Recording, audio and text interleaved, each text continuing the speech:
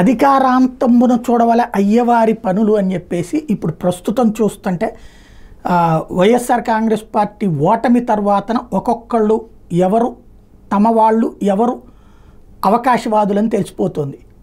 YCP ఇచ్చిన అవకాశంతో స్థానిక ఎన్నికలలో అవకాశాలు సాధించి మేయర్లు అయినోళ్ళు, డిప్యూటీ మేయర్లు అయినోళ్ళు, చైర్మన్లు అయినోళ్ళు, డిప్యూటీ చైర్మన్లు అయినోళ్ళు, కౌన్సిలర్లు, కార్పొరేటర్లు క్రమంగా తెలుగుదేశం గూటికి చేరుతూ జనసేన కూటమిలో చేరుతూ కుప్పకూల్చుతున్నటువంటి సందర్భంలో ఇప్పుడు ఆ జాబితాలో ఏలూరు కూడా చేరుకుంటోంది. ఇప్పటికే కీలక నేతలు ఆ పార్టీకి ఆళ్నాని లాంటి వాళ్ళు కూడా గుడ్ బై చెప్పిన నేపథ్యంలో ఏలూరు నగర మేయర్ నూర్జహాన్, ఎస్ఎంఆర్ పెదబాబు దంపతులు వైఎస్ఆర్ కాంగ్రెస్ పార్టీ రాజీనామా చేసి టీడీపీలోకి వెళ్లేందుకు రంగం సిద్ధమైంది.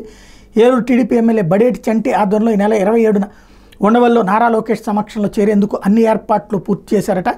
వీళ్లతో పాటు ఏలూరు నగరానికి సంబంధించినటువంటి మరో 39 మంది కీలక నేతలు టీడీపీ తీర్థం పుచ్చుకునేందుకు సిద్ధమయ్యారని ఇప్పటికే అందరూ ఎమ్మెల్యేలతో సంప్రదింపులు చేశారు. అయితే మేయర్తో పాటు చేరతారా తర్వాత చేరతారనేది తేలాల్సి ఉంది.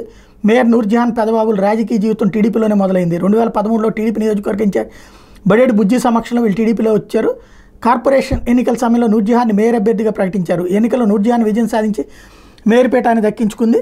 తర్వాత జరిగిన పరిణామాల్లో 2019 ఎన్నికల సమయంలో వీళ్ళిద్దరూ వైసీపీలోకి వెళ్ళారు.